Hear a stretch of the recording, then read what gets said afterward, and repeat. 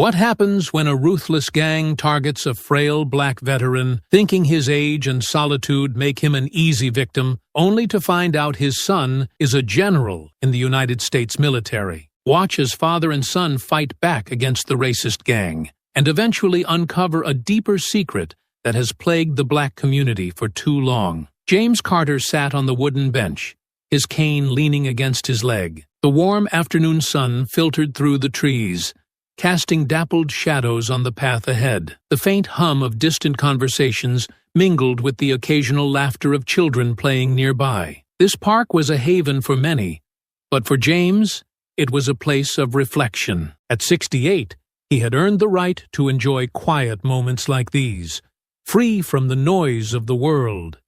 He shifted slightly, leaning back as a breeze swept through the park. The afternoon light illuminated his weathered face, the lines etched there telling stories of battles fought and sacrifices made. Once a soldier, now a retired man with a cane, he carried himself with the quiet dignity of someone who had seen more than his fair share of life. From across the way, a group of 3 men appeared, their voices breaking the tranquility. They walked with a swagger that was impossible to ignore, their laughter grating against the calm. The tallest of them, a wiry man with a cocky grin, spotted James and nudged the others.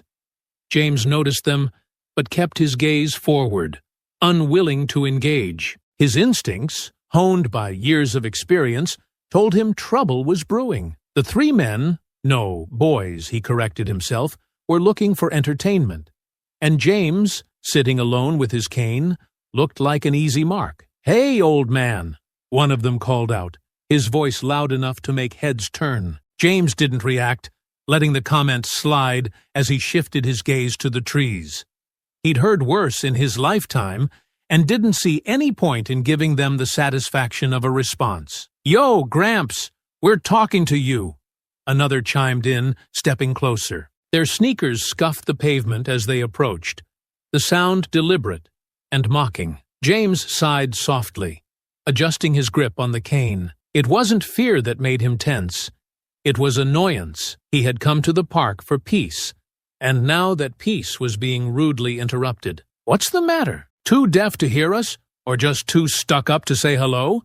The leader sneered, leaning forward with a crooked smile. James turned his head slowly, his eyes locking onto the group. His voice, calm but firm, cut through the tension. "Afternoon, gentlemen." The casual response seemed to disarm them momentarily, their laughter faltering. Then, as if to overcompensate, the leader smirked. "Gentlemen? That's rich. But we're not here for niceties, old man.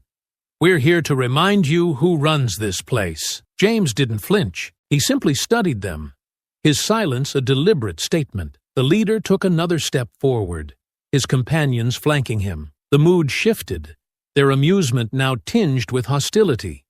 They expected fear.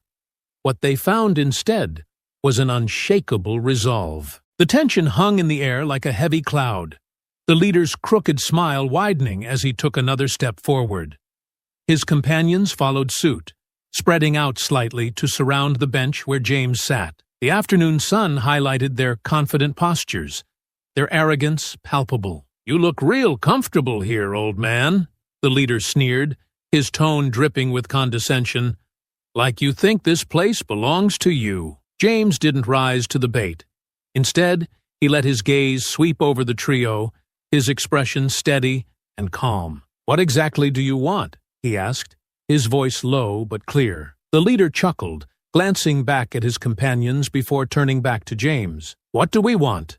Man, you're sitting in the wrong park to ask that question. Don't you know your place?" James raised an eyebrow, his grip tightening slightly on his cane.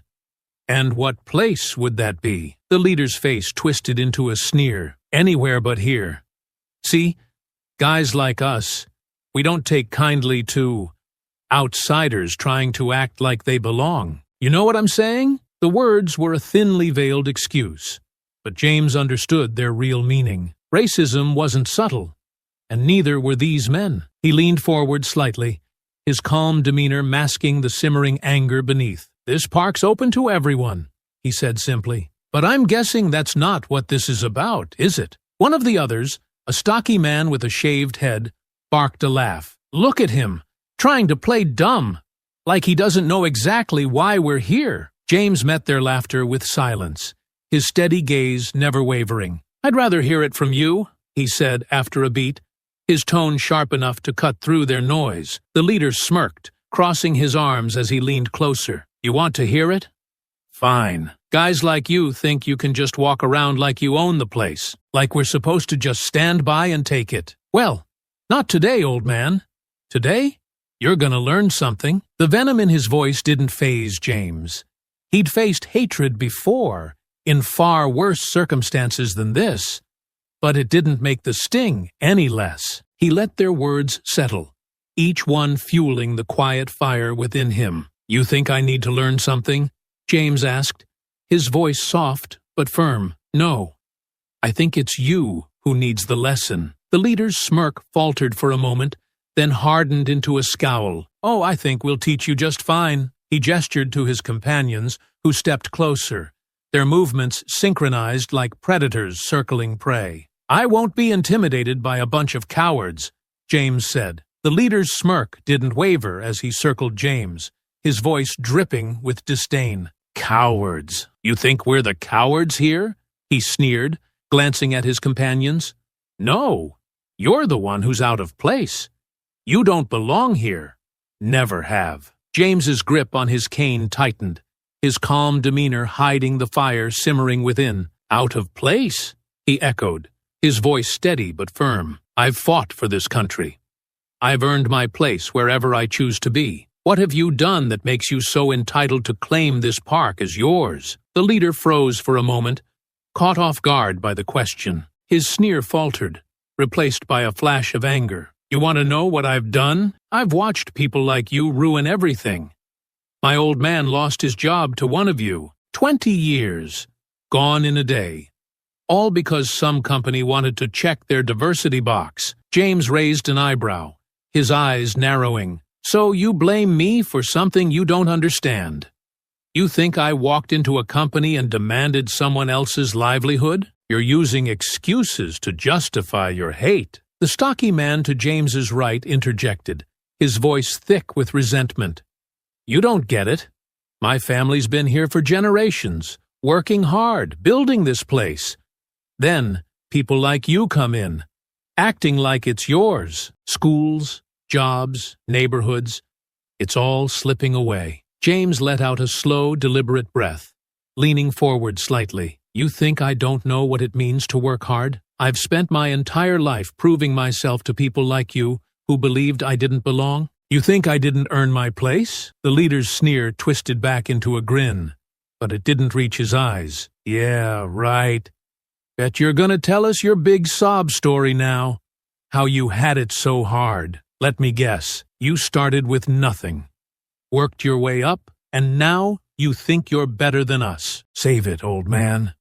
James's voice sharpened, cutting through their jeers. "I started with nothing, but not because of laziness or entitlement, like you want to believe. I fought in wars, buried brothers, and came home to a country that still didn't think I belonged. And now, decades later, I sit here in a public park, minding my own business, and I'm still dealing with the same hate." The leader laughed, but it was hollow, a weak attempt to mask his discomfort. "You think we care about your little war stories? That doesn't change the fact that you people ruin everything." James's gaze hardened. "The only thing ruining anything here is your hatred. It doesn't make you stronger. It makes you smaller." The wiry man, pacing restlessly behind James, finally snapped. "Shut up, old man. You don't know what you're talking about." He kicked James's cane, sending it clattering to the ground. James stumbled slightly, but caught himself on the edge of the bench. Straightening as much as his body allowed, he locked eyes with the leader, his voice unwavering. "You can knock me down all you want, but it won't make you right." The leader's face darkened, his smirk replaced by a scowl. "Oh, we'll do more than knock you down." The three men closed in, their postures rigid with aggression. The shadows of their figures stretched across the pavement as the sun dipped lower, their intent unmistakable. The three men circled closer, their jeers growing louder. But James remained seated, his sharp eyes tracking each of them. His body ached, his muscles protesting, but his mind was as sharp as ever. He slowly adjusted his posture, steadying himself against the bench, as if preparing for the inevitable. "You're just gonna sit there and take it?" the stocky man mocked, flexing his fists. His smirk widened as he stepped closer. "Maybe you ain't got the guts to stand up." James exhaled slowly, his voice calm but edged with steel. "I've stood up to men twice your size, and 10 times your strength. You're not the first bullies I've dealt with, and you won't be the last." The leader scoffed, stepping forward to loom over him. Big words from someone too scared to even get off the bench. "Maybe you're finally realizing you don't belong here." James didn't respond immediately. Instead, he reached down, gripping the edge of the bench. With a slow, deliberate movement, he pushed himself to his feet. His frame, though worn by time, still carried the weight of someone who had once been unbreakable. The leader faltered for half a second, clearly not expecting James to stand. "What?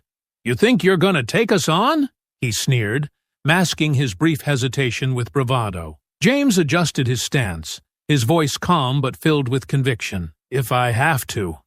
The stocky man laughed loudly, shaking his head. "You're outnumbered, old man." "What? You think you're back in the army? This isn't some war zone." James's lips tightened, the fire in his gaze unmistakable. "Every day's a war zone when people like you try to tear others down." The tension snapped like a rubber band. The wiry man made the first move, lunging forward with a wild swing. James sidestepped with surprising agility, using the man's momentum against him. He grabbed the attacker's arm and twisted, sending the wiry man stumbling forward. Before James could reposition, the stocky man rushed in, his bulk aimed like a battering ram. James braced himself, shifting his weight to absorb the blow. Their bodies collided, and James staggered back, but remained upright. He retaliated with a sharp jab to the man's ribs, his knuckles finding their mark with practiced precision. "Not bad," the leader muttered, stepping forward.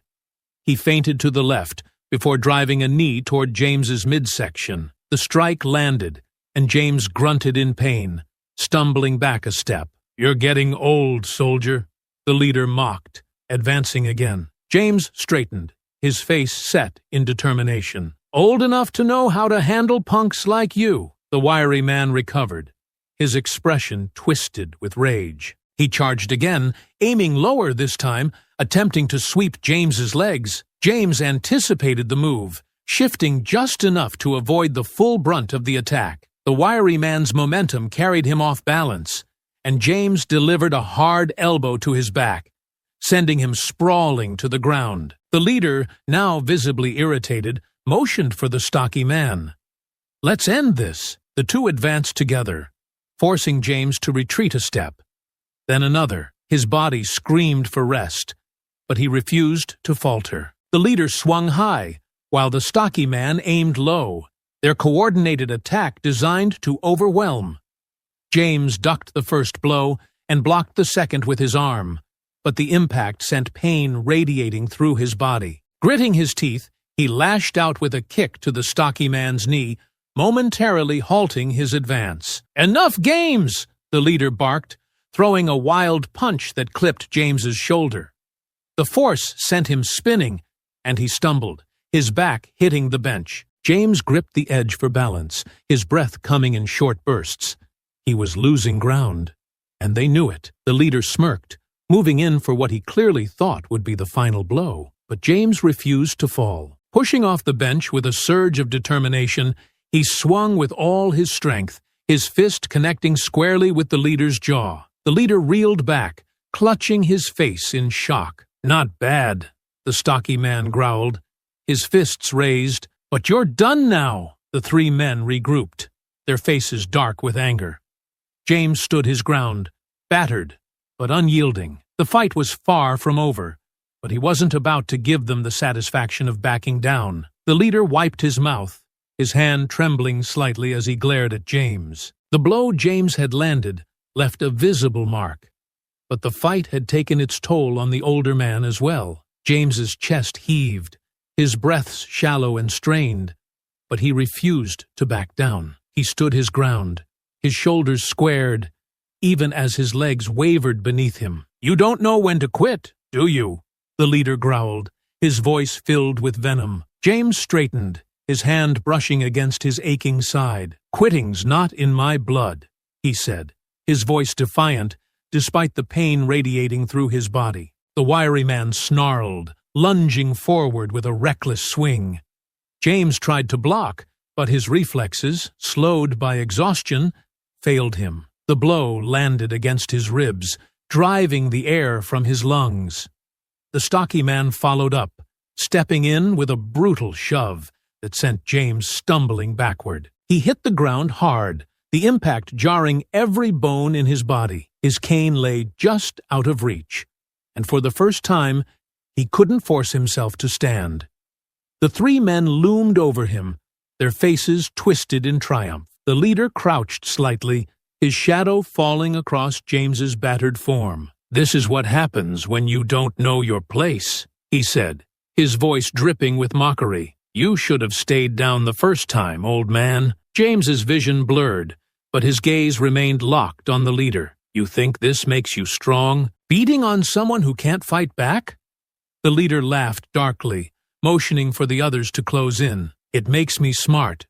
You didn't know when to stay quiet, so now you'll pay for it." As the leader raised his fist, a sharp, commanding voice sliced through the air like a whip. "Stand down!" The yell was so forceful that all three men froze, their heads snapping toward the sound. A figure strode toward them with purpose, his tall, broad frame cutting an imposing silhouette against the fading afternoon light. The man's military bearing was unmistakable. Every step radiated authority, every movement precise and deliberate. "What the hell is this?" the leader muttered, his confidence faltering as the figure drew closer. James, lying on the ground, managed a faint, weary smile. His voice, though hoarse, carried a note of relief. "Marcus!" The man's voice rang out again, louder this time, filled with unshakable command. "I said stand down." The gang hesitated, their earlier bravado beginning to crumble. They hadn't expected anyone to intervene, certainly not someone who carried himself like he could handle all three of them at once. Marcus stood tall, his presence commanding, his sharp eyes scanning the scene. He took in his father on the ground, bruised but defiant, and the three men standing over him. His jaw tightened, his hands clenching at his sides as he took another step forward. The leader sneered, his earlier hesitation melting into arrogance as he sized up the newcomer. "Who the hell are you supposed to be?"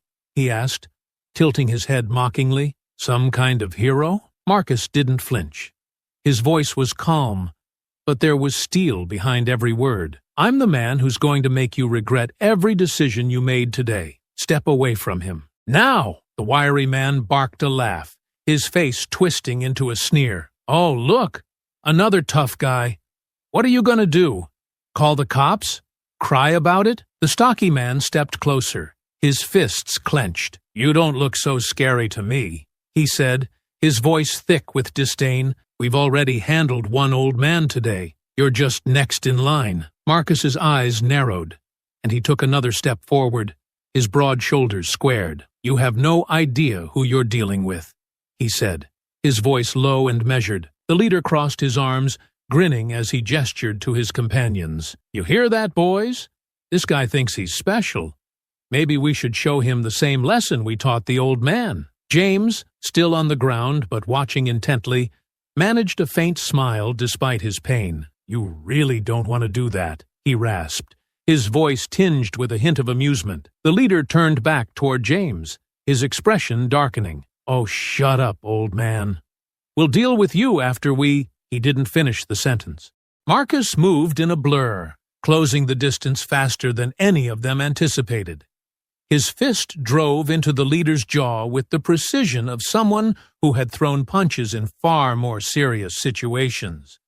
The leader staggered back, clutching his face as he let out a grunt of pain. The wiry man charged, his arms swinging wildly, but Marcus ducked beneath the blow and drove his shoulder into the man's chest, sending him sprawling backward. Before the stocky man could react, Marcus turned, his voice sharp and commanding. "Stay where you are, or you'll regret it." The stocky man hesitated, his bravado flickering. "You think you're tough because you got lucky," he snarled, forcing himself to charge. Marcus sidestepped, grabbing the man's arm and twisting it behind his back. The stocky man let out a pained shout as Marcus shoved him forward, sending him stumbling toward his companions.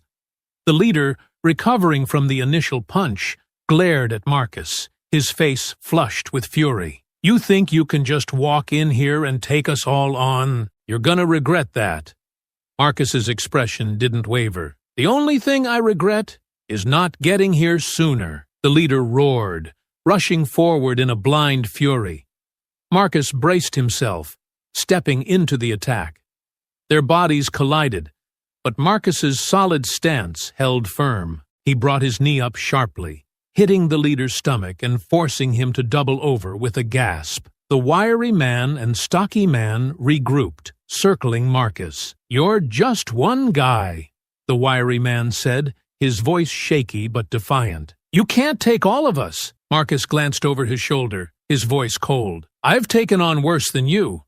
But if you want to find out, go ahead." The fight continued, blows landing from all sides, but Marcus moved with precision and skill. The gang was relentless, their numbers giving them confidence, but it was clear they weren't prepared for someone like him.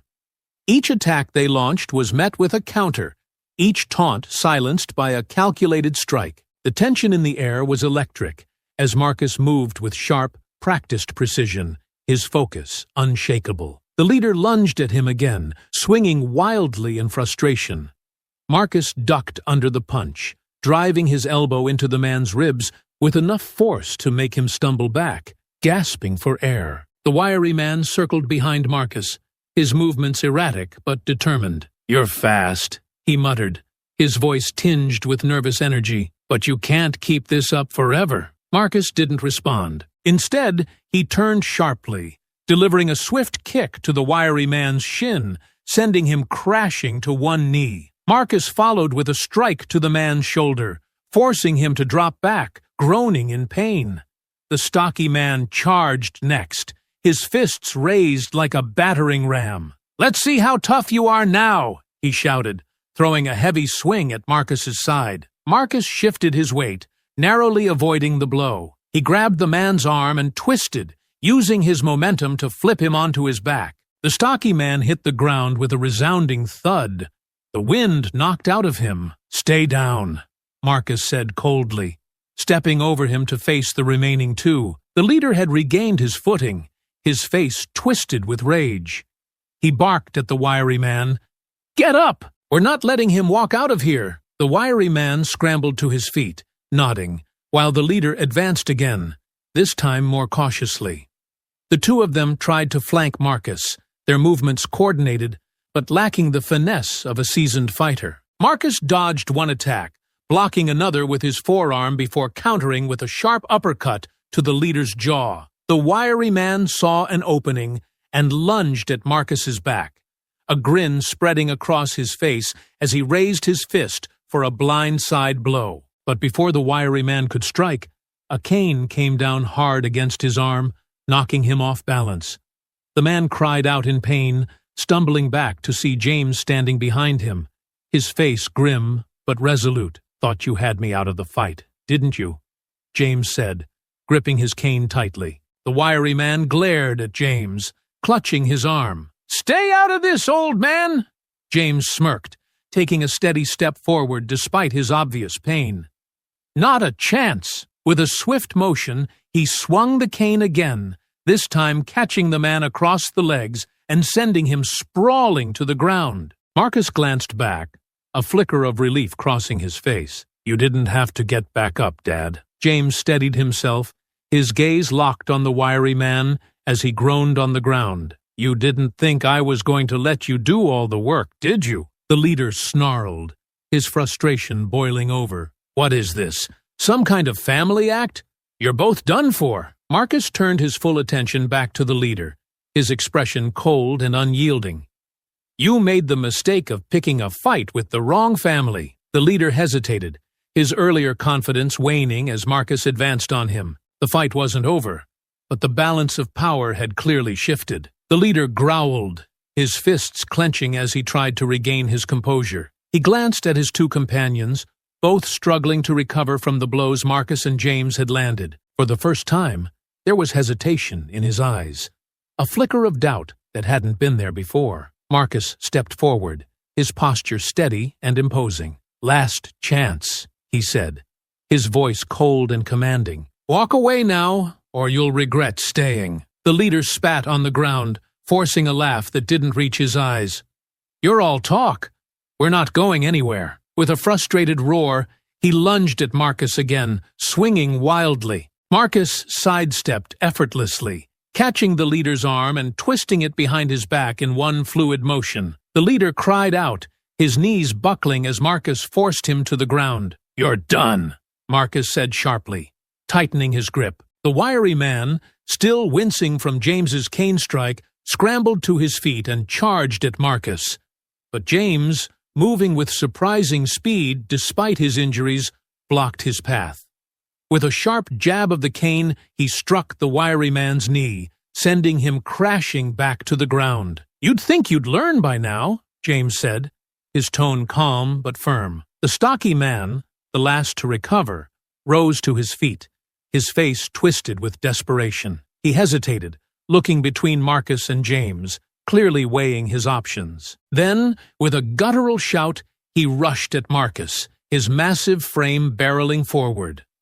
Marcus shifted his stance, waiting until the last possible moment before stepping aside and hooking his foot around the man's ankle. The stocky man tripped, sprawling forward onto the ground. Marcus quickly pressed a knee into his back, pinning him down. In less than a minute, the fight was over. Marcus stood over the leader and the stocky man, both immobilized, while James kept a watchful eye on the wiry man, his cane raised in warning. The leader struggled against Marcus's hold, his face red with fury. "Get off me, you bastard!" Marcus leaned closer, his voice a low, dangerous growl. "You don't get to make demands, not after what you've done." He released the leader's arm briefly, only to reach into his pocket and pull out a pair of zip ties.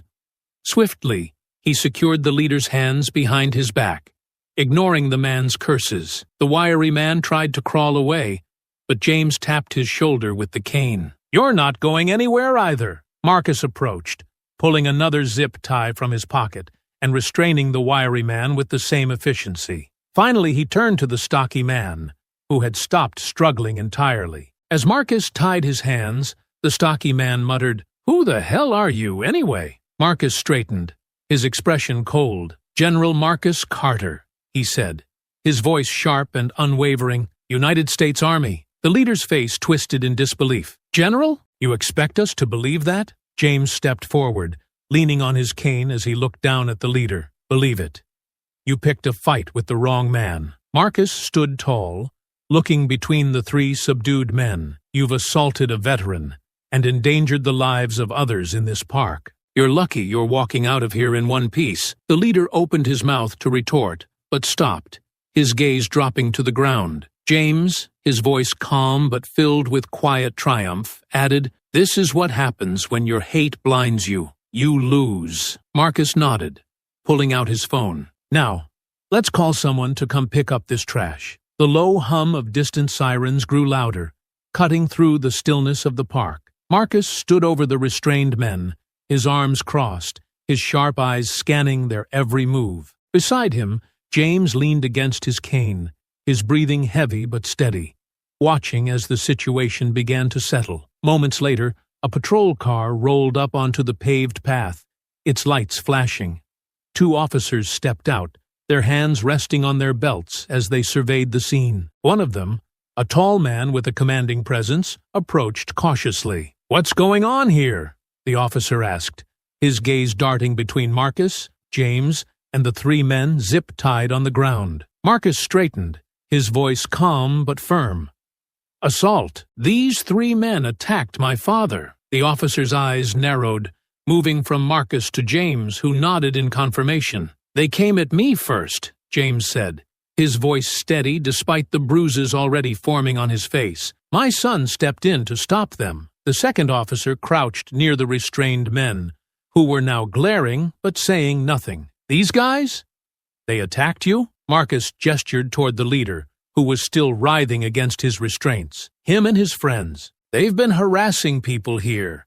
And today, they decided to pick a fight with the wrong person." The leader, his voice dripping with disdain, finally spoke up. "This is bull. They started it. We were just defending ourselves." The stocky man chimed in, his voice desperate. "Yeah, they hit us first. Look at what they did." Marcus's face darkened, and his tone turned icy. "You want to play the victim now, after cornering an unarmed veteran and beating him to the ground? Don't even try it." The first officer raised a hand to calm the escalating tension. "All right, let's get this straight. We'll need everyone's statements." "Sir," he said, addressing Marcus, "what's your name?" "General Marcus Carter, United States Army," Marcus replied, his voice sharp and authoritative. The officer blinked, momentarily caught off guard. "General? All right then. And you say these three assaulted your father?" "That's right," Marcus said, unprovoked. "They targeted him, harassed him, and when he stood up to them, they attacked. I arrived during the fight and subdued them." The second officer frowned, standing up from the wiry man he'd been inspecting. "And you zip-tied them yourself?" Marcus met his gaze without flinching. "Yes, they were a danger to my father and anyone else in this park. Restraining them was necessary to stop the assault." The wiry man spat on the ground. "Necessary? You're not a cop. You think you can just—" "Quiet," the first officer snapped, cutting him off. He turned back to Marcus and James. "We'll need to take your statements down at the station. Are either of you in need of medical attention?" James shook his head slightly. "I'll be fine. I've had worse." Marcus glanced at his father, concern flickering in his eyes. "I'll take him to the hospital once this is sorted out. But you'll want to check these three for priors. Something tells me this isn't the first time they've pulled something like this." The officers exchanged a look before the first one nodded. "We'll start by running their IDs. For now, we'll take them into custody and get everyone's statements." As the officers began securing the gang members, the leader glared up at Marcus. "This isn't over," he snarled. "You'll regret this." Marcus leaned down slightly, his voice low and unyielding. "The only thing I regret is not stopping you sooner. You picked the wrong fight, and now you'll face the consequences." The leader fell silent, his bravado crumbling as the officers led him and his accomplices toward the patrol car. As the officers began guiding the restrained men toward the patrol car, the atmosphere in the park seemed to settle, the earlier tension giving way to a sense of resolution. Marcus remained vigilant, his gaze fixed on the gang members as James leaned heavily on his cane, his weariness starting to show. The officers moved quickly, checking IDs and preparing to load the men into the back seat. One officer tightened the zip ties on the stocky man, who grimaced but stayed silent. The wiry man, still grumbling under his breath, muttered something incoherent, but didn't resist. The leader, however, was different. His eyes darted around, calculating and restless. His bravado had returned in small flickers, and Marcus noticed the way his fingers fidgeted, his legs subtly testing the restraint. James, watching from nearby, leaned toward Marcus. "He's planning something," he said quietly, his voice firm despite his fatigue. Marcus nodded slightly. "I see it. Let's stay ready." The first officer, preoccupied with his clipboard, stepped away to radio dispatch about the situation. The second officer moved to open the patrol car's door, distracted by the wiry man's complaints about the zip ties being too tight. The leader seized his moment. With a sudden burst of energy, he twisted sharply, yanking his arms forward and snapping the zip tie in a way that startled everyone. Before anyone could react, he shoved the stocky man into the second officer and bolted, his legs pumping furiously as he sprinted toward the tree line. "Hey, stop!" the first officer shouted, fumbling with his radio as he turned to give chase. Marcus's instincts kicked in immediately. He surged forward, his military training screaming for action. but James's voice stopped him. "Marcus, don't!" James called, gripping his cane. "He's not worth it." Marcus hesitated for a fraction of a second, glancing back at his father. James's face was pale, his earlier strength clearly waning, but his eyes were steady. The second officer, untangling himself from the stocky man, drew his radio and shouted into it. "Suspect fleeing southbound through the park. Requesting backup." The leader's figure disappeared into the dense greenery, his steps fading with the distance. The first officer cursed under his breath, abandoning the chase as he turned back to the others. "We'll get him," he said firmly, though frustration colored his tone. Marcus clenched his fists, the tension in his shoulders evident as he turned back toward James. "He's not going far," Marcus said, his voice low but determined. "If they don't find him, I will." James nodded, his expression hardening. "Let the police do their job for now. He'll slip up sooner or later." The two officers regrouped, their focus shifting to securing the remaining two gang members, who now looked shaken by their leader's sudden escape. The stocky man muttered something under his breath, but the wiry man simply stared at the ground, his bravado gone. Marcus glanced toward the tree line one last time, his jaw tightening. He knew this wasn't over. Not yet. The hum of the police car's engine filled the air as Marcus sat quietly in the back seat beside his father. The two remaining gang members, now subdued and silent, sat in a separate vehicle, their earlier arrogance replaced by uneasy stares. Marcus kept his gaze forward, his mind already working through the next steps. James adjusted his position slightly, leaning on his cane as he let out a slow breath. "You don't have to look so tense," he said, his voice calm but edged with weariness. Marcus glanced sideways at his father. "He got away, Dad. That's not something I take lightly." James gave a faint nod, acknowledging his son's frustration. "And he'll slip up eventually. You saw his face. He's desperate. Men like that don't stay hidden for long." The patrol car slowed as they approached the station, the flashing lights reflecting off the building's glass doors. Marcus shifted, his posture straightening as if preparing for another battle. The officer driving turned his head slightly. "We'll process these two and get their statements," he said, his tone professional but tinged with frustration. "We've got units searching the area for the runner.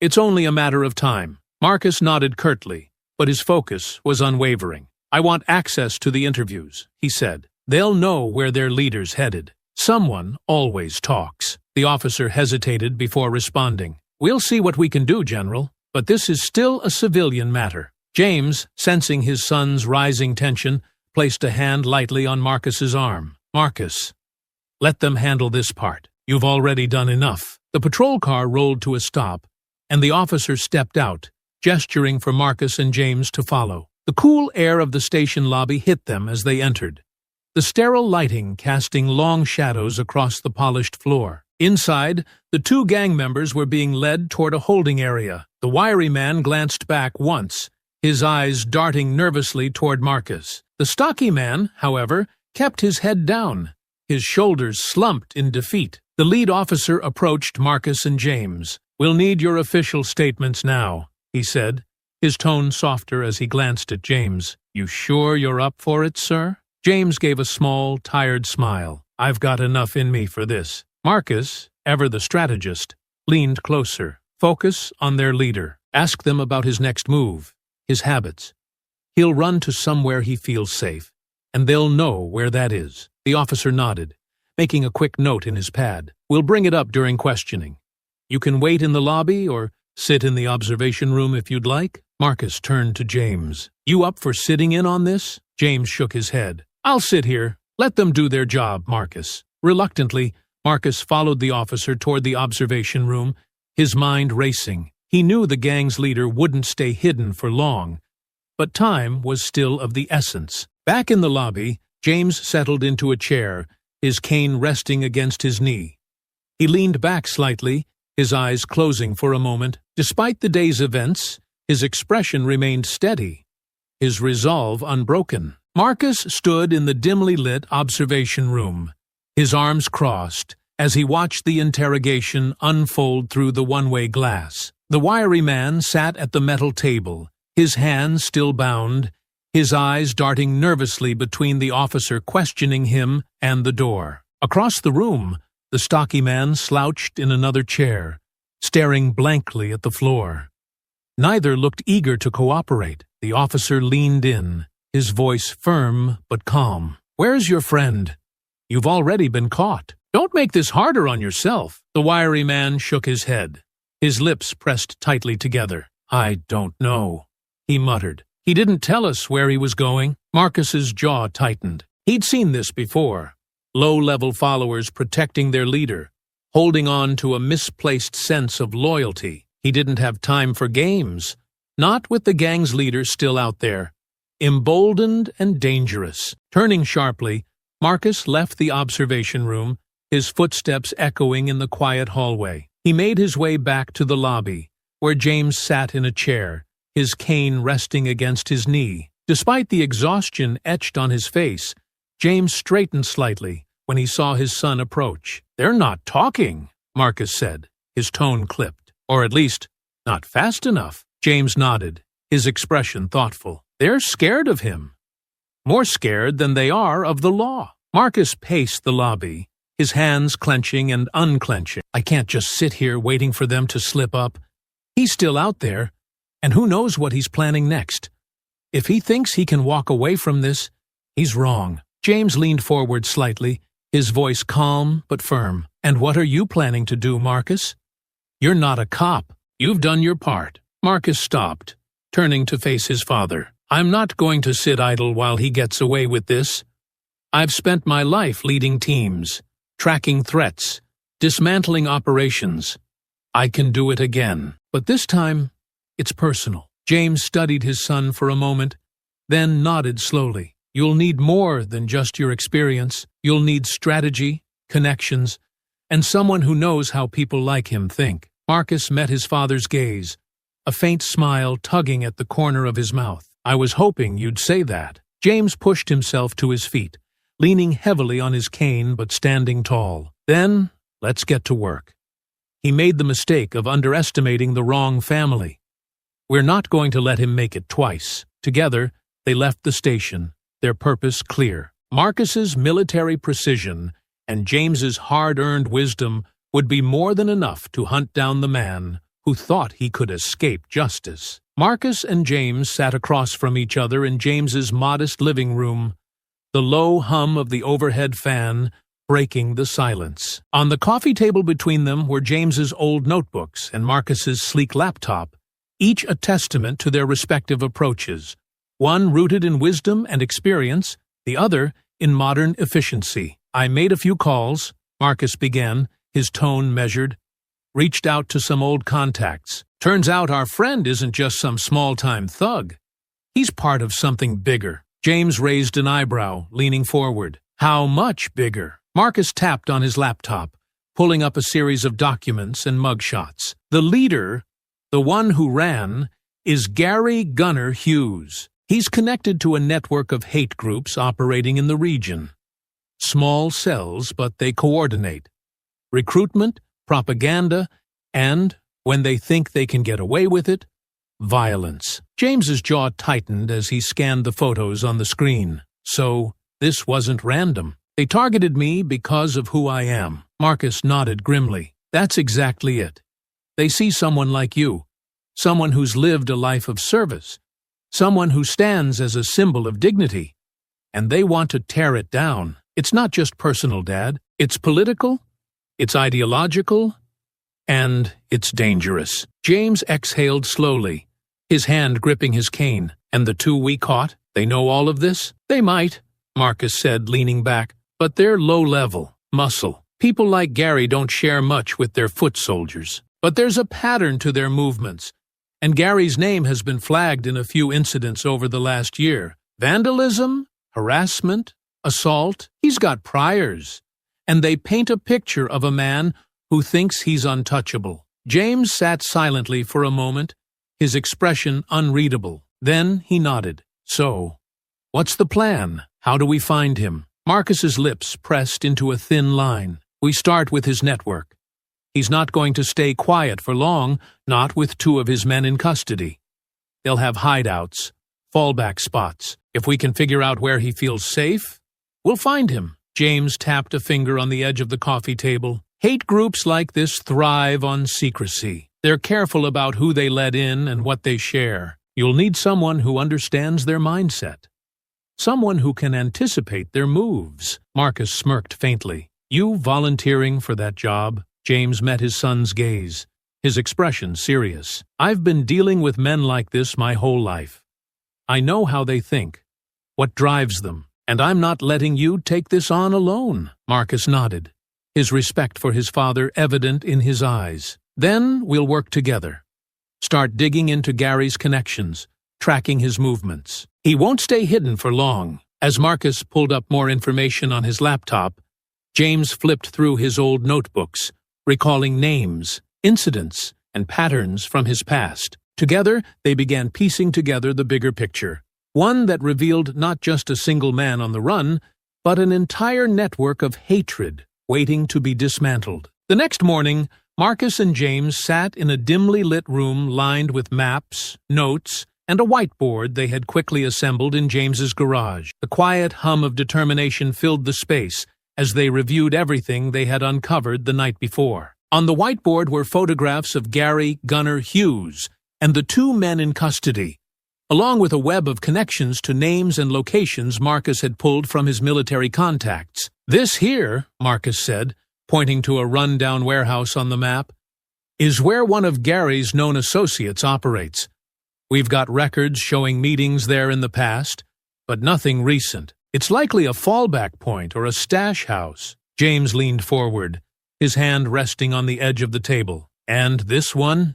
he asked, pointing to another marker on the map near the edge of town. "A bar," Marcus replied. "One that's been flagged for hosting known members of these hate groups. My contact says Gary's been seen there a few times in the past month. If he's desperate, he might risk reaching out to someone there." James nodded, his face grim. "We start there. If he's running, he's going to need allies, and fast. He's arrogant, but even a man like him knows he can't do it alone." Marcus grabbed his phone, scrolling through recent updates. "I've sent what we have to a couple of my old intelligence buddies.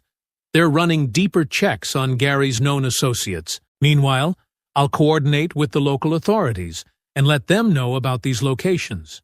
If Gary shows up, we'll know." James frowned slightly, his fingers tapping against his cane. "And what if the authorities drag their feet? This isn't exactly their top priority." Marcus met his father's gaze, his voice steady. "Then we move ourselves. I'm not waiting around while Gary gets further ahead. Every second we waste is another chance for him to regroup and go after someone else." James studied his son for a moment before nodding. "You're right, but if we're going to act, we need to do it smart. We can't rush in without knowing what we're walking into." Marcus smirked faintly. "Planning's my specialty, Dad. But I've seen what happens when people like Gary think they've won. They get careless. They make mistakes. That's when we strike." James exhaled deeply, his expression thoughtful. "This isn't just about us anymore, Marcus. If Gary's connected to a network this big, then stopping him sends a message. To all of them." Marcus placed a reassuring hand on his father's shoulder. "We'll stop him, Dad. Him and anyone who stands with him." Their conversation was interrupted by Marcus's phone vibrating on the table. He picked it up, his expression sharpening as he read the message. "What is it?" James asked, leaning forward. Marcus's eyes flicked up to meet his father's. "One of my contacts just sent me intel. Gary might have been spotted near that bar we flagged. If he's there, he's desperate. And sloppy." James grabbed his cane, pushing himself to his feet.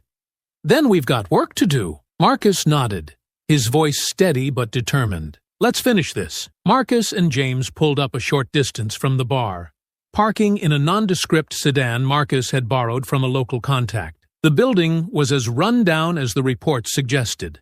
Peeling paint, flickering neon signs, and a scattering of cars in the gravel lot. The midday sun cast harsh shadows across the lot, making it easy to spot anyone coming or going. "This is the kind of place where men like him feel comfortable," James muttered, leaning slightly on his cane as he studied the bar. "No cameras, no questions.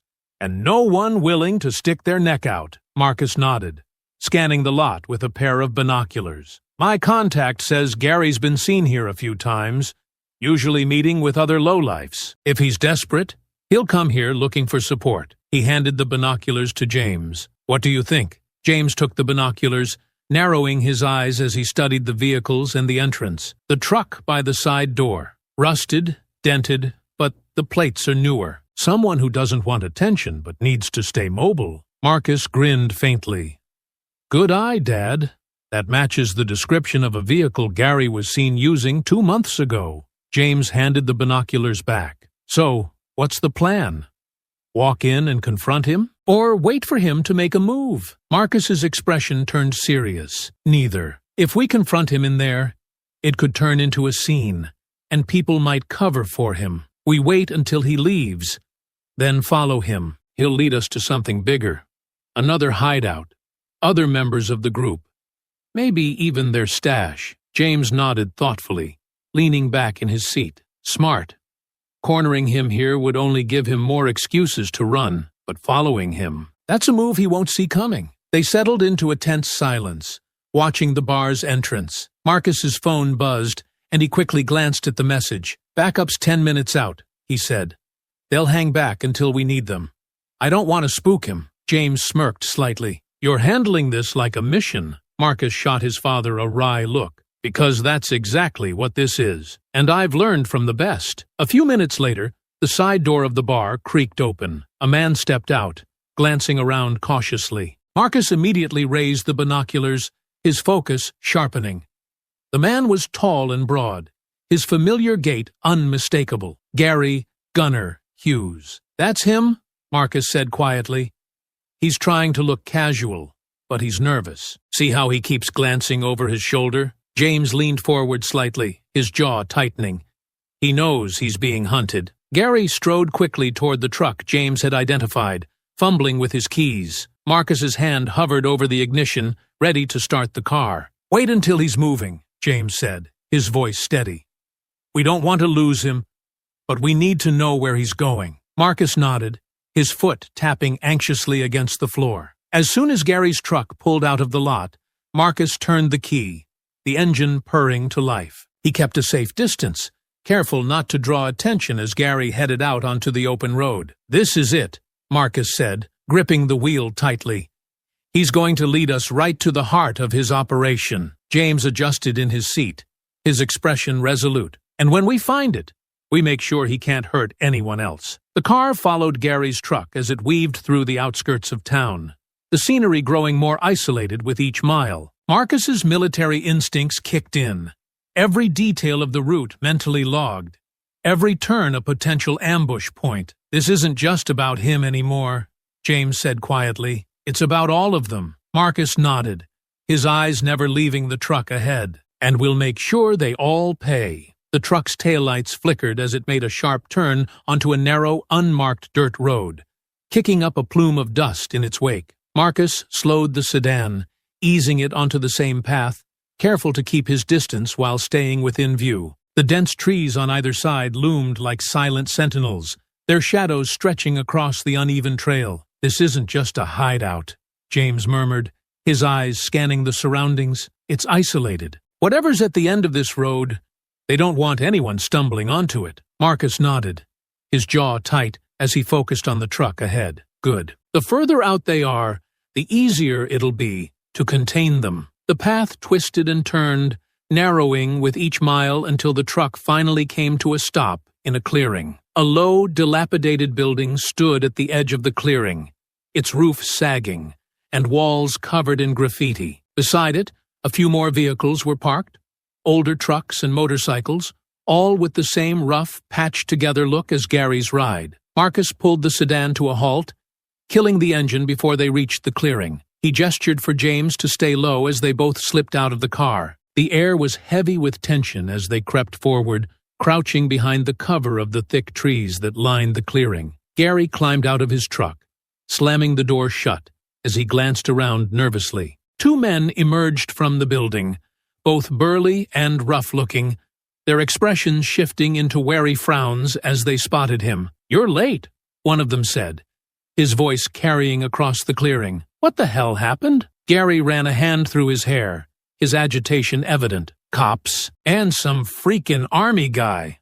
I barely got away. The other man folded his arms, his tone laced with skepticism. And the others? Caught. Gary spat, pacing back and forth. They got Paul and Ryan.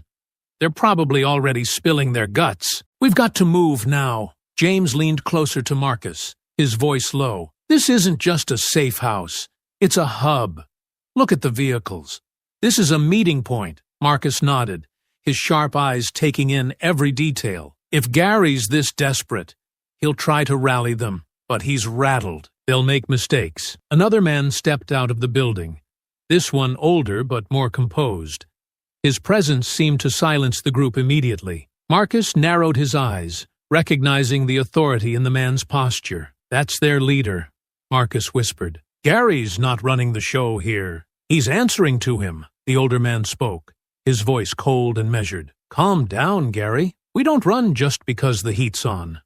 We regroup, we reorganize, and we strike back when the time is right. Strike back? Gary's voice cracked with disbelief. They've got everything on us. Names, locations, everything.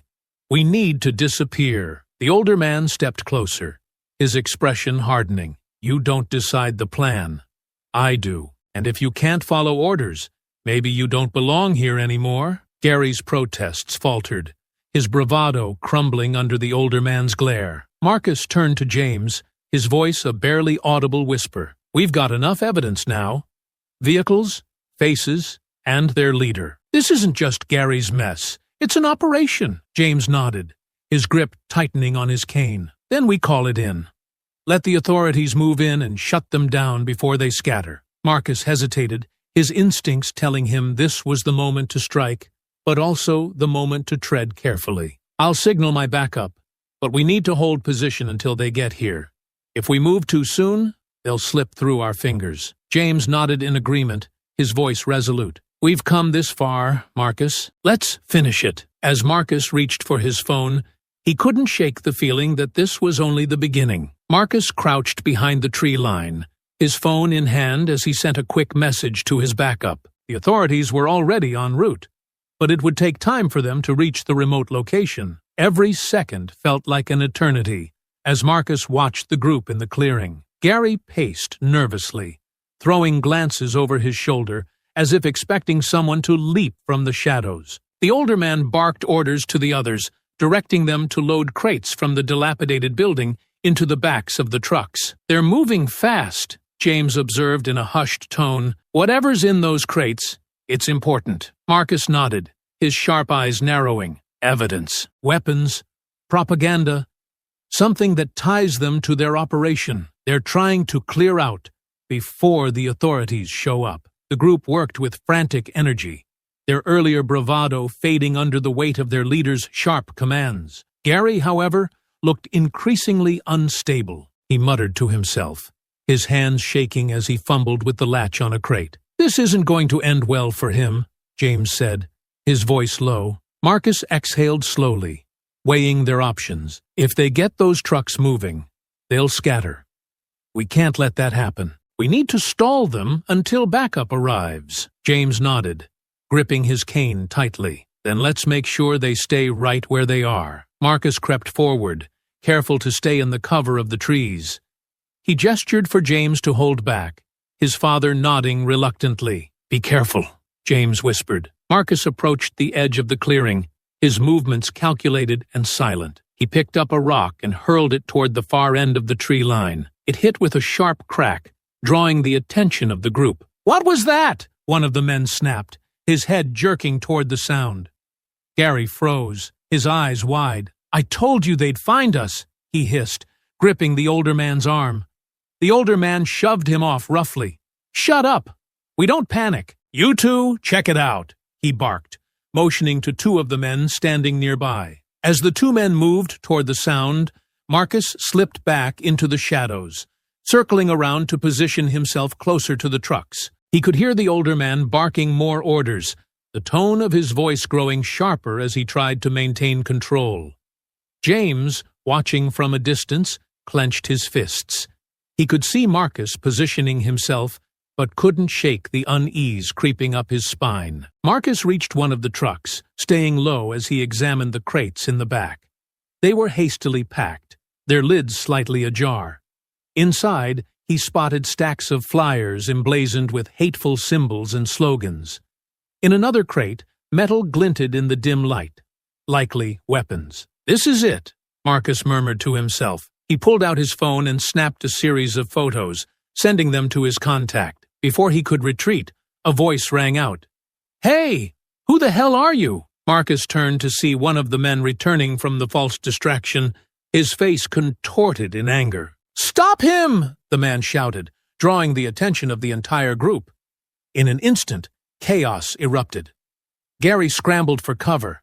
The older man shouted commands, and the others lunged toward Marcus. Marcus moved quickly, ducking under a swinging arm and delivering a precise strike to the man's midsection, sending him sprawling. Another man charged, but Marcus sidestepped, grabbing his arm and using his momentum to flip him onto the ground. James, watching the fight unfold, stepped out of the shadows, his cane gripped tightly in his hands. "Marcus!" he called, drawing some of the attention away from his son. The older man, his face dark with anger, pointed toward James.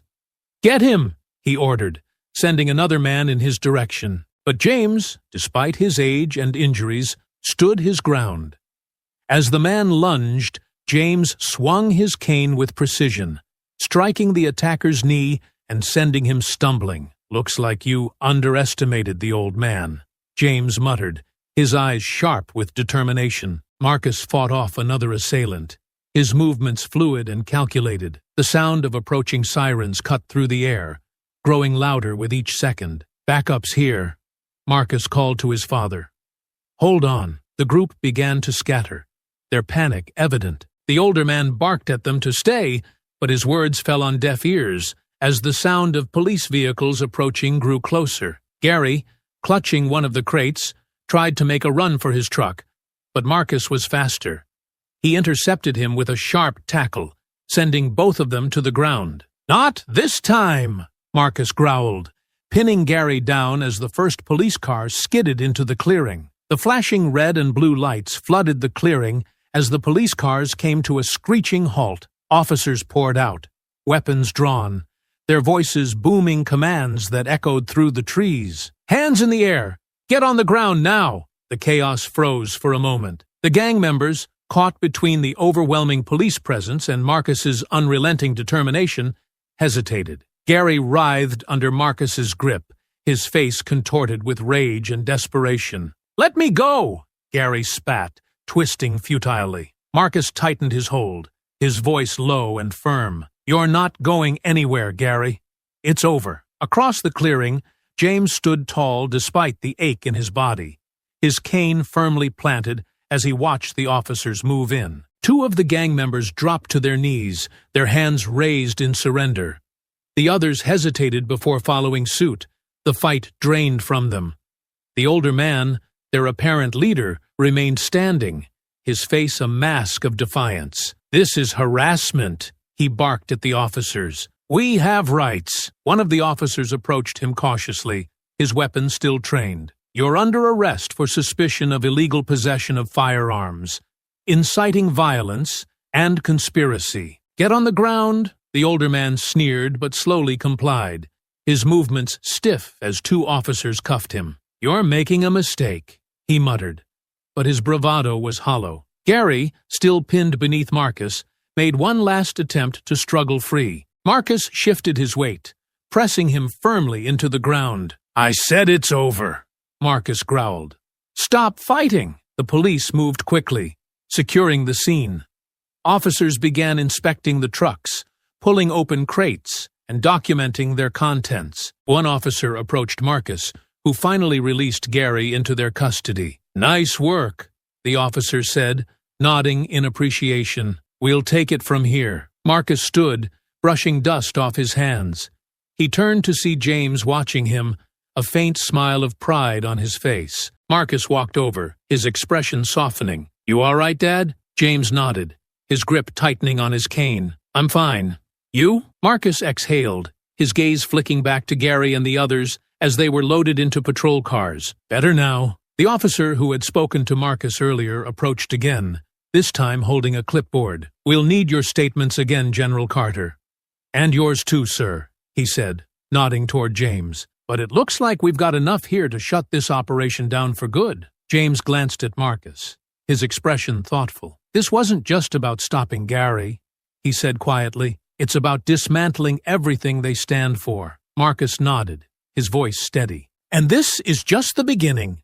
People like this don't stop unless they're made to. We'll make sure they can't hurt anyone else. The clearing began to empty as the gang members were taken away, their leader shooting Marcus and James one last hateful glare before disappearing into the back of a patrol car. Marcus placed a hand on his father's shoulder. We did it, Dad. Together. James smiled faintly, his exhaustion momentarily giving way to pride. Yeah, we did. As the last of the officers wrapped up the scene, the father and son stood side by side, watching the remnants of a hate-filled operation being dismantled. A few days later, Marcus sat in the observation room of the police station, his arms crossed as he watched the interrogation unfold through the one-way glass. On the other side of the glass, the gang's leader sat at a steel table, his cuffed hands resting in front of him. Despite his disheveled appearance, his posture radiated defiance. The detective leaned forward, his voice firm but composed. Let's start simple. What's in the crates we recovered from the site? The leader smirked, leaning back in his chair. Don't know what you're talking about. Those aren't mine. The detective didn't flinch. So, you're telling me you were just there by coincidence? That the flyers, the weapons, and the stolen equipment have nothing to do with you? The leader's grin widened. You can't prove a thing. Marcus's jaw tightened. He'd seen this kind of arrogance before. Men who thought their network of fear and intimidation would shield them from accountability. In the adjacent room, James sat across from another detective, reviewing the evidence Marcus had helped gather. The photos from the bar and hideout were spread across the table alongside confiscated materials. James pointed to one of the flyers, his voice calm but resolute. This isn't just hate speech. It's a call to action. These people don't just talk. They act. The detective nodded, flipping through the stack. We've already traced some of these materials back to incidents in neighboring towns. Vandalism, assaults, even a suspected arson case. This isn't isolated. James glanced toward the observation room where Marcus stood. It's bigger than we thought, but they've made mistakes. Those mistakes are going to cost them. Back in the interrogation room, the detective pushed a file toward the gang leader. This is your operation, and we have more than enough to prove it. Multiple witnesses, corroborating evidence, and let's not forget Gary. He's already singing. The smirk on the leader's face faltered. Gary doesn't know anything, he snapped. The detective leaned in, his voice lowering. Oh, he knows plenty. Enough to give us a clear picture of how you operate, who you've been recruiting, and where your funding comes from. He's desperate, and desperate men talk. Marcus allowed himself a faint smile as he observed the shift in the leader's demeanor. He leaned closer to the glass, watching the cracks form in the man's facade. Meanwhile, in another room, Gary sat slumped in his chair, his face pale. His hands fidgeted nervously as the detective across from him flipped through a stack of notes. You think I wanted to be part of this? Gary blurted, his voice trembling. I didn't know it would get this bad. I thought it was just talk, you know? A way to blow off steam. The detective raised an eyebrow. Blowing off steam? You mean recruiting people? Spreading hate? And stockpiling weapons? Gary stammered, his words tumbling out. I didn't want to hurt anyone. It was all him, he said, nodding toward the leader's photo on the table. He made the plans, gave the orders. We just followed along. Marcus, watching the simultaneous interrogations unfold, stepped back from the glass and joined James in the evidence room. They're turning on each other, he said, his voice low but satisfied. James nodded, his expression grim. They're cowards. It was only a matter of time. The detective in the room with them looked up. Between Gary's confession and the physical evidence, we've got enough to tie the leader directly to everything. This isn't just going to be a conviction. It's going to unravel their entire network. Marcus exhaled, his shoulders relaxing slightly for the first time in hours. Good. Make sure it sticks. I don't want any of them walking free. The detective nodded.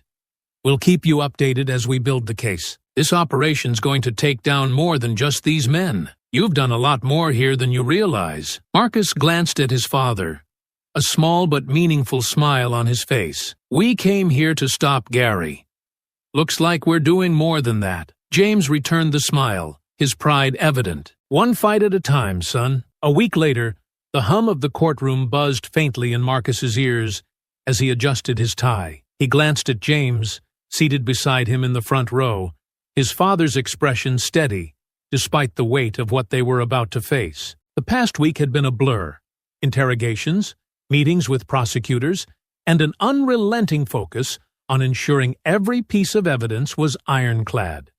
Now, it all led to this moment. Feels different being on this side of a mission, James said quietly, his voice low enough that only Marcus could hear. Marcus smirked faintly, his gaze fixed on the empty judge's bench. Still a mission, Dad. Just a different battlefield. The courtroom began to fill, reporters taking their seats at the back, while jurors filed in with a mixture of curiosity and tension on their faces. Gary and the remaining gang members were led in by bailiffs, their shackled hands a stark reminder of the stakes. The gang leader, seated between his attorney and Gary, radiated defiance, his posture stiff and his eyes cold. When the judge entered, the murmurs quieted instantly. The trial began, the prosecutor standing to deliver her opening arguments. Your Honor, members of the jury, the prosecutor began, her voice steady but piercing. This case is not just about one incident or one group of individuals. This case is about a coordinated, deliberate effort to intimidate, harass, and harm. It's about an ideology of hate that manifested in violence. The jurors leaned forward, their attention riveted. Behind them, Marcus and James watched with matching expressions of quiet intensity. The prosecutor gestured toward the defense table, where the gang sat stoic, their faces masks of indifference or poorly disguised fear. The defendants you see before you didn't just act out of impulse. Their actions were calculated. They were part of a broader operation. And we will prove it. The first witness called to the stand was a police officer who had been part of the raid on the hideout. His testimony was methodical, detailing the items found in the crates: firearms with altered serial numbers, propaganda material, and blueprints of public spaces, annotated with what appeared to be plans for future attacks. These items were seized from a property linked to the defendants, the officer said, his voice calm but firm. They provide clear evidence of intent, not just to intimidate, but to commit acts of violence. The defense attorney rose for cross-examination, attempting to cast doubt on the link between the defendants and the evidence. Is it possible, the attorney asked, that these items could have been left there by someone else? The officer's response was unwavering. No, sir. We recovered fingerprints from several items, and they match those of the defendants, including Gary Hughes and the individual known as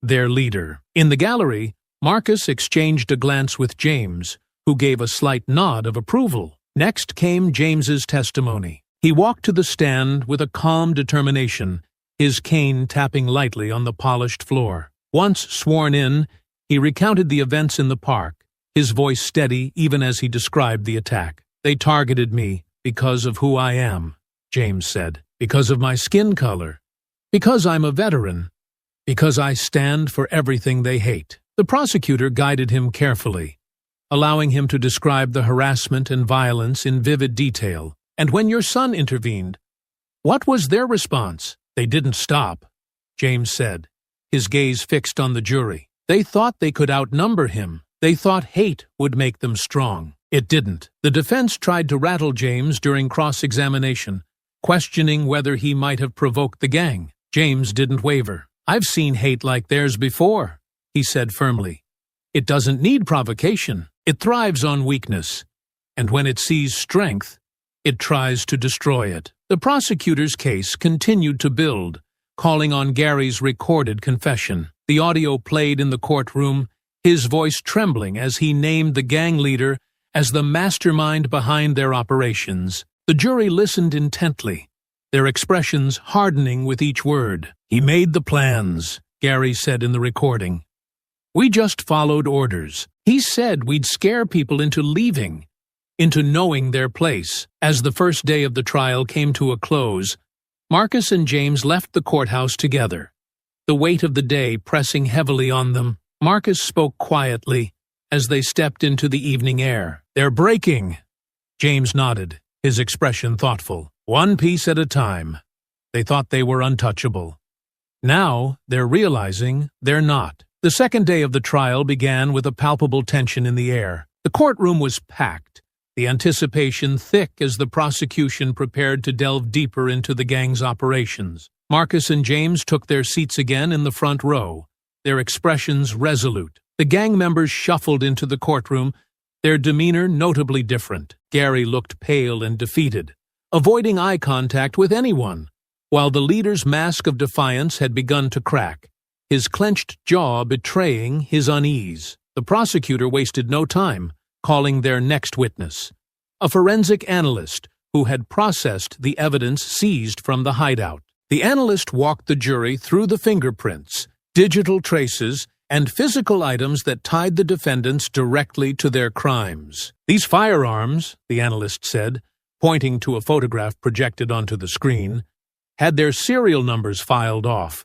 which is a common practice for illegal weapons. "We recovered prints from 3 of the defendants, including Gary Hughes and the individual known as the leader." The defense attorney stood for cross-examination, attempting to poke holes in the testimony. "You can confirm these weapons were present, but can you definitively prove my clients used them?" The analyst didn't hesitate. "The prints on the grips, triggers, and ammunition boxes strongly suggest active handling. Additionally, text messages recovered from Gary Hughes's phone indicate discussions about obtaining and distributing these weapons." A murmur rippled through the gallery. Marcus leaned toward James, his voice low. "They're burying them. Every piece of evidence is a nail in their coffin." The prosecution shifted gears, presenting footage from the raid. The jury watched intently as officers moved through the hideout, uncovering the crates, weapons, and propaganda materials. The footage showed the gang members' disorganized scramble, a stark contrast to the cold confidence they had tried to project in the courtroom. When the footage ended, the prosecutor paused, allowing the weight of the evidence to settle. "This wasn't a spontaneous act," she said, addressing the jury. "This was premeditated, organized, and intended to terrorize. The defendants sought to create chaos, to assert dominance through fear." The defense tried to regain footing by calling Gary to the stand. He shuffled forward, his shackled hands clinking as he sat down. His attorney painted him as a misguided man who had been manipulated by the leader, desperate for belonging. "Gary," the defense attorney began, "how did you come to be involved with this group?" Gary hesitated, his eyes darting nervously toward the leader before he spoke. I met them at the bar. They said they were about protecting our way of life, standing up for what we believe in. I didn't know it would go this far." The prosecutor rose for cross-examination, her expression sharp. "Mr. Hughes, you claim you were unaware of the group's intentions, yet you actively participated in their operations.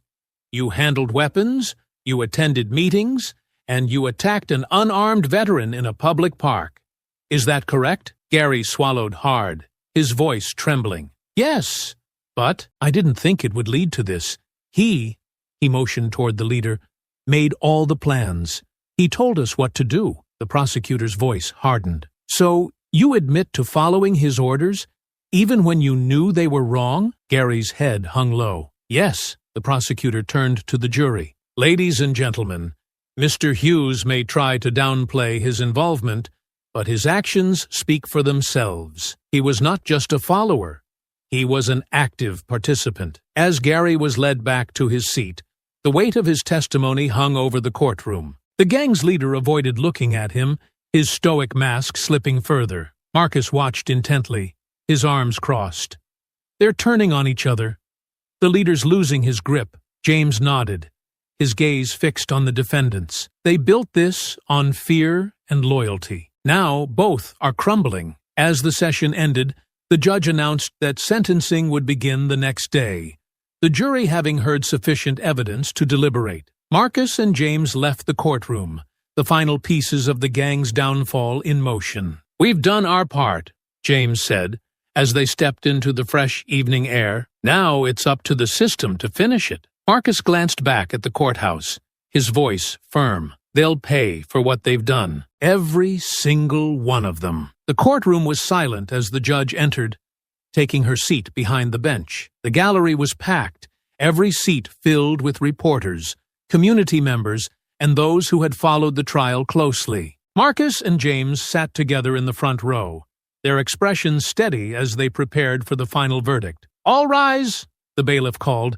and the room stood as the judge surveyed the defendants. The gang members sat at the defense table, their postures tense. Gary looked resigned, his shoulders slumped, while the leader stared straight ahead, his jaw set in defiance. The jury foreman stood, clearing his throat as he prepared to deliver the sentencing recommendations. "Your Honor, after careful deliberation, we have reached a unanimous decision on all charges." The judge nodded. "Proceed. For the defendant Gary Hughes," the foreman began, "we recommend a sentence of 12 years for his role in conspiracy to commit violence and assault, with eligibility for parole after serving 2/3 of the term." Gary's head dropped, his face pale. He muttered something under his breath, but his attorney placed a hand on his shoulder, silencing him. The foreman continued, "For the defendant identified as the group's leader, we recommend the maximum sentence of 25 years without the possibility of parole, due to his role as the orchestrator of the crimes, possession of illegal firearms, and incitement of violence." A murmur rippled through the gallery as the leader's expression twisted into a sneer. He leaned toward his attorney, hissing, "This isn't over." The judge's gavel struck, silencing the room. "Order in the court," she said firmly before turning her attention to the defendants. "Gary Hughes, you will serve 12 years in a federal penitentiary for your actions. Your choices to follow orders and participate in hate-driven violence have consequences. I hope you use this time to reflect." She turned to the gang leader, her tone hardening. "As for you, your role as the architect of these crimes leaves no doubt in this court's mind that you are a danger to society. 25 years without parole ensures that you will have ample time to consider the lives you've damaged and the communities you've terrorized." The gavel struck again, marking the conclusion of the sentencing. The gang members were led away, their shackles clinking against the floor. Gary walked with his head down, while the leader turned to glare at Marcus and James, his defiance unbroken. Marcus met his gaze without flinching, his expression cold. Outside the courtroom, reporters swarmed, their questions firing in rapid succession. Marcus and James ignored them, stepping past the chaos to find a moment of quiet. "It's done," James said, leaning on his cane. "They're going away for a long time." Marcus nodded, his voice calm but resolute. "It's a step. One less group out there spreading hate." James looked at his son, pride evident in his eyes. "We didn't just stop them. We showed others that they can't get away with it." As they walked toward the parking lot, Marcus glanced back at the courthouse one last time. Justice had been served.